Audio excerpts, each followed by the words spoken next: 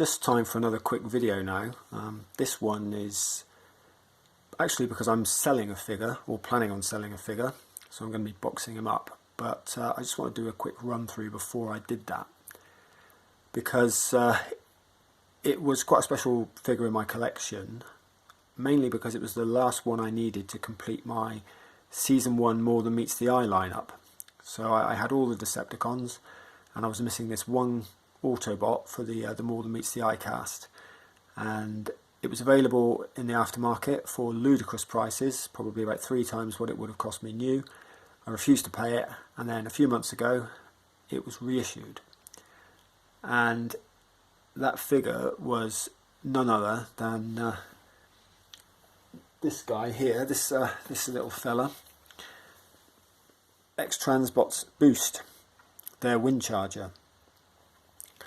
Now this is, as I said, the reissue, so as you can see here it's the Toon version R2. Now there's a bit of a story behind this. I do have this was what I bought the Toon version.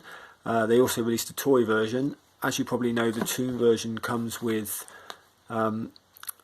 white legs and more of a bluish chest. The toy version comes with silver legs and a greyer chest, a very light grey chest. So neither offering was completely ideal, but I went with the Toon one because I preferred the look overall. The aesthetic was more pleasing to me. I didn't like the light grey. I like his, I mean the alt mode looks pretty similar in both versions of the figure. This Pontiac Firebird here. More realistic alt mode compared to the chibi alt mode he had in the series. But I went with this guy because I thought that the blue-grey chest and the white legs were slightly more Toon accurate than the silver and the very light grey. Although, as I said, neither one is completely accurate. Now, I think I'd had this guy a week when X-Transbots did something I never expected them to do. It's something that really pissed me off, I have to say. They announced a third version, or at least a third version started popping up on retailers, and it was billed as the Comitoon version. Now, at first glance, it looked very similar to the toy, but when you look closer, it had a darker grey colour scheme, and it was a hell of a lot more Toon accurate. The Comitoon, I don't know what they're going for by that moniker. I don't know if that was something that X-Transbots themselves were circulating, or what other companies picked up on, or whatever. But it would seem to suggest a combination of the comic and the Toon aesthetic, which I guess it kind of is, with the silver legs and the dark grey. But to me, it just looks a hell of a lot more like the Toon version. The Sunbow version, I mean by that. Apart from perhaps the silver legs, whereas the Sunbow has very light grey legs, almost white, not quite white though, but very light. But it's clearly meant to denote silver. So you could argue that the white legs of this version are just as accurate, based on the fact that a lot of other bots that seem to have white legs meaning silver. Although not in every case, because it doesn't mean white doesn't mean silver in every instance, because otherwise Jazz would be completely silver, and there are a few other bots that have white legs. Like Prime himself has white legs, but different colour bits elsewhere. So I don't know. I mean, it sometimes seems to be used to be silver or chrome, but not in every instance. Anyway, my OCD being what it is, I was really hacked off. But yep, you guessed it. I ended up just buying another copy. So here is my teal version. Now, I really don't understand that, because if anything, I'd have said this guy was closer to teal than anything else.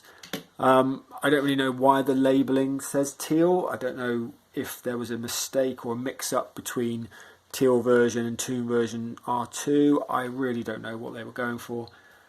But that aside, this is what I ended up with.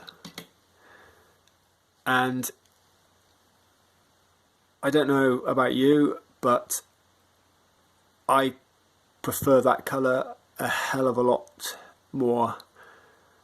Well, I prefer it over the other colour. You know, it's really it really, when I look at the figure, when I look at Windcharger, the first thing that I remember from Windcharger is that he was red and grey, that he had that colour scheme. I don't remember him being red and blue. Now you can see those colours next to each other. They're not, you know, there's a clear winner there in my eyes, and it's the dark grey. It probably shows up a little lighter on camera than it actually is in person, with the light on it, but in person it's a lot darker than the toy version, and it's a pretty spot-on colour match for Windcharger in the Toon, or certainly his animation model.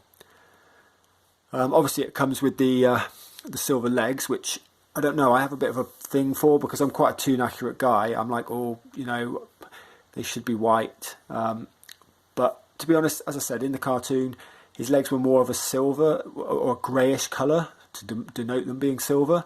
So you could argue that they were supposed to be silver. Now, I did actually try swapping the legs on these guys, and I put the white legs on this one and the silver legs on this one, and it didn't look bad, and I quite liked it, and I left it for a bit. But I think because I was so used to seeing them the way they were intended, or at least seeing this one the way it was intended, I don't know, and also because I think I don't need two versions of this character, so I'm going to sell one. I've ultimately decided on this being my display piece, because although the silver legs are quite prominent, I think the rest of my eyes are immediately drawn to this part of the bot, not really the legs.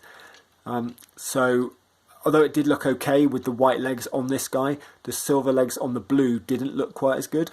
So I've swapped them back anyway, and I'm going to keep this one, and I'm going to sell this one. But I thought, while I had them both, it's a good opportunity to do a quick video, because the alt modes are pretty much identical, so I can show you both at once. I'm not going to show the transformation. I did attempt another video where I did that, and it's such a torturous, arduous transformation, as a lot of people know, that I just got fed up, and yeah, basically aborted halfway through, because I got stuck on one part of it, and it just looked silly. I couldn't even really fix it in an edit. So I think it's well publicised, well documented how much of a pain in the arse this thing is to transform. Now, ironically, I didn't have issues with the bit that everyone else claims to have issues with, which are the feet. I found them to be quite easy. What I've always had issues with on this guy when going from alt mode to bot mode is tabbing the chest in, because it tabs into, I don't know if you can see, but on the wheels there are a couple of little grooves. There's one of the grooves, and there are tabs on the back of the chest which tab in, and trying to get them aligned is a complete nightmare.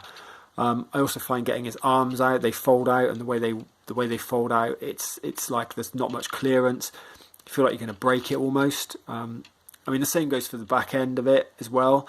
The feet, though, by comparison, I didn't really have too much of an issue with. Yeah, again, there are clearance issues or tolerance issues there, but I didn't really have a problem with those. I never felt I was going to break something, whereas I think maybe because they're die cast, but with these bits, they felt a lot more fragile, like I was going to snap them. So I'm not a big fan of his transformation. I mean, it's annoying because I think he does look really good. His alt mode is great. I mean, there are a few issues with colour matching on the panels, like this panel's darker than that panel, and that persists over the entire figure. This is again darker here. It doesn't show up as well on camera, but in person you can see. Now this is the same on both versions, and apparently the same on the toy version as well. But you know, the sculpt itself is really pretty great, and you know, I'm a big fan of the fact that they've kept with the real world alt mode. I like the way you put the little pop-up headlights there as well, rather than going for the chibi alt mode that he had in the Toon and even the comic and the original 1980s toy. Which Windcharger was actually my favourite 80s mini-bot, I think. I just love the design in both modes. And the simplistic design worked quite well with Windcharger, whereas with a lot of them it didn't. You know, Brawn and Huffer looked awful, and you know, even Bee and Cliffjumper were pretty ropey looking with their wheeled arms and things. But this guy looked pretty good. Now, I think this alt mode is really nice. I mean, obviously it doesn't scale perfectly with some of the other car bots, but it doesn't do too badly. It's not a terrible scale.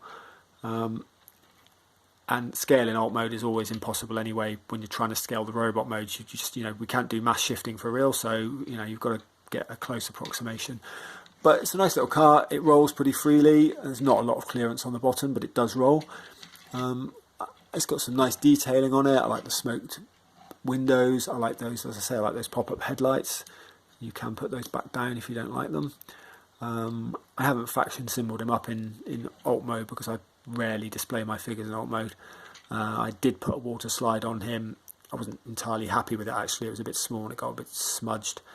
So when I went for bot mode on this one, I went with a larger decal, which I think looks a lot better actually. But yeah, anyway, that's kind of the alt mode. I'm not going to go into transforming as I said, but it's a really solid looking little car. It's a Pontiac Firebird, I believe, and I mean, if I did do alt modes, I would have him displayed like this. I'm not sure if I've got a car mode bot that I can bring in. Let me just see if I can rustle one up. So yeah, I've got actually. I'll move the robot mode out of the way for a moment. I've got my KO MP19 Prowl here, which looks pretty sweet. I mean, you can see that obviously it doesn't scale perfectly. It's a bit too small by comparison, but it looks nice enough. And I've also got my KO, I think MP20 maybe, Wheeljack. I love this alt mode, I really do. There's a reason I've got this one in alt mode actually as well, not just because it's a KO, but there is another reason which I'll go into in a minute. Yeah, again, it looks great with it, but it doesn't scale really particularly well. Obviously the car bots being what they are, they're pretty much the standard scale, and these mini bots, trying to get them to match up when they have to be significantly smaller in robot mode is next to impossible. But I still think it does a reasonable job. You could almost, the seats, and they look like they could accommodate someone of the same size. It's just the cars that are slightly bigger. But I'll put these to one side for the moment, and let's take a look at the robot mode. Yeah, I mean, it's got some obvious issues. I think they're well documented. Chief among them, really, are the feet. They're pretty ugly, and they are a bitch to transform, to be honest. These heel spurs look really unsightly. I wish that they could have done something better with that. I don't mind the backpack actually, ironically. I think it looks okay. It's not the biggest backpack. I've got X-Transbots Toro, which has got a huge backpack on it. And there are a couple of other figures that have got huge backpacks. And some of, Takara's upcoming figures, MP44 and MP45, have got massive backpacks on them. So, you can't really slate third parties for doing things that Takara are doing. Well, I guess you could slate all of them, but, I really like, other elements of the sculpt though. As I say, those are only my real criticisms of it, are those bits there. Well, I suppose actually, if anything else, his knees are a bit weird. He does come with a double jointed knee, so it bends there and at this other joint, which is strange, but it's not too bad. Once you know it does that, you can sort of compensate for it. But I think he's got a lot of personality for a little robot. He's got a lot of good articulation. As I say, he's got very articulate arms. He can't go all the way up there, but he does have a pretty good range of motion thanks to the joint he's on. It's only a 90-degree bend in the arm, but it still looks pretty good. His head does have a slight, does it? I can't remember. Yeah, a slight little bit of up and down. Very slight though. Obviously it has left and right. I'm not even going to bother moving that because it's pretty obvious it has left and right. And yeah, he has a waist swivel as well. although it does look a bit weird. It kind of breaks the sculpt because it swivels right in dead center. But even so, can't get that back dead central now. Even so, I think the good does outweigh the bad, especially from the front. If you're looking at him dead on, he's a pretty spot on representation of Windcharger. As I say, he's got a bit of an ankle rocker as well, so you can get some good poses out of him, some sort of dynamic poses. I've got him in a kind of a gunslinger. Hey, I'm looking off to the right. Draw my gun, gonna take you out sort of pose here. I like the detailing on this one a lot more than I like the Toon version. The Toon version, I don't know if you can see on the underside of the car actually, it's missing the black detailing that he should have on his crotch. It does have it there. What you can't see, because it's covered by the chest, I don't know if I can pull the chest down enough. I probably can't with all this put together. Maybe I can. Yeah, there we go. So these white sections here under the chest are these dark sections here, and they should be dark as per the Toon model. In fact, they should be a little bit darker than that arguably, but they shouldn't be white, whatever the case is. So that's another area where this Comitoon version is more accurate than the original Toon version. It still has the issue with the reds, the two-tone red, so he's darker there than he is on the forearms. There's no getting away from that. I think it's just they don't colour match the reds that well, to be honest. But this version as well is a lot tighter joint-wise, and just feels a little bit more solid than the Toon version. And I just prefer the overall look, but much more. I don't know why. As I say, the silver legs is something that kind of bugged me, but then I've got other figures such as Willis. The Hound's animation model, he has kind of an olive coloured leg and he's got silver legs on Willis. It doesn't really bother me. Jazz has white legs in the Toon. He has silver legs, albeit not bright silver, but Downbeat, Mate Toys Downbeat has silver legs. And I have other bots, that have silver legs instead of white. I think Huffer is another one. Brawny maybe. There are a couple of others. Grump, Gears, that's another one. Whereas they could arguably have white legs. Although in the Toon, when you look at the animation models, they're more often than not drawn as like a light grey with shading to sort of denote silver, I think. But yeah, that whole silver-white argument, I don't know. Again, I'm not going to get into that again. But yeah, I think he's also got a really nice little face sculpt on him. I don't know how well it shows up on camera. This is not the best camera for focusing, it has to be said. But yeah, in person it looks pretty great. And it's very, very evocative of Windcharger. Even though it's not identical to the animation model, it really does, capture the essence of the character. And he comes with a few little accessories, which I'm not going to get out right now, but you might be able to see in the bag. Obviously, he comes with the collector card that you'd expect, the credit side collector card. He comes with this accessory here, which is the torch add-on he had in one of the episodes. I think it was one of the Ultimate Doom episodes, one part of that maybe. I'm not entirely sure now.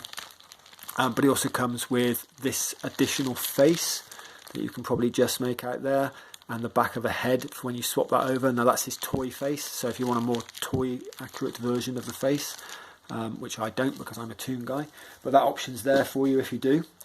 And obviously he comes with his little colour match blaster there.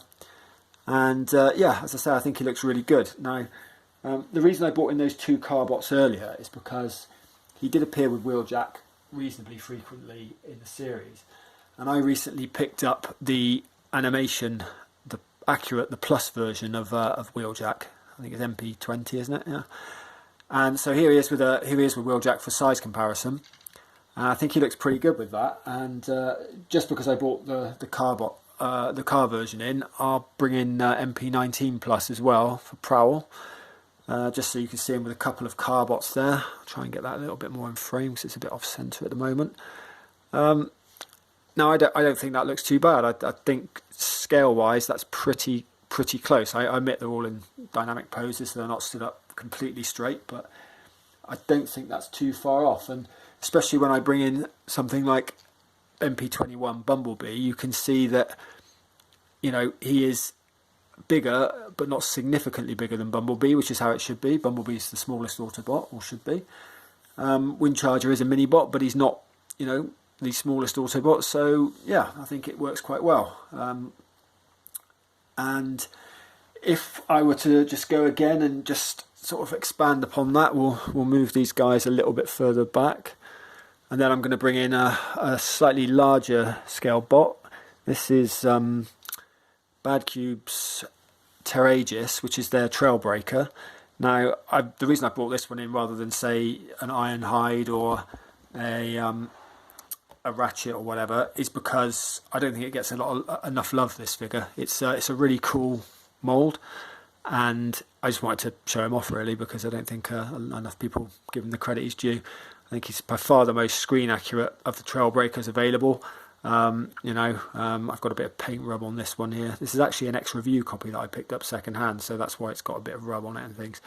But other than that, he's in pretty good nick, and you know, I think it does evoke the character. I never had the G1 Trailbreaker toy, and I always loved the character model. So this, you know, with its tapered chest, I thought this looked the best. So that's why I've gone for that. Anyway, I digress, because this isn't a look at Trailbreaker. This is a look at Windcharger.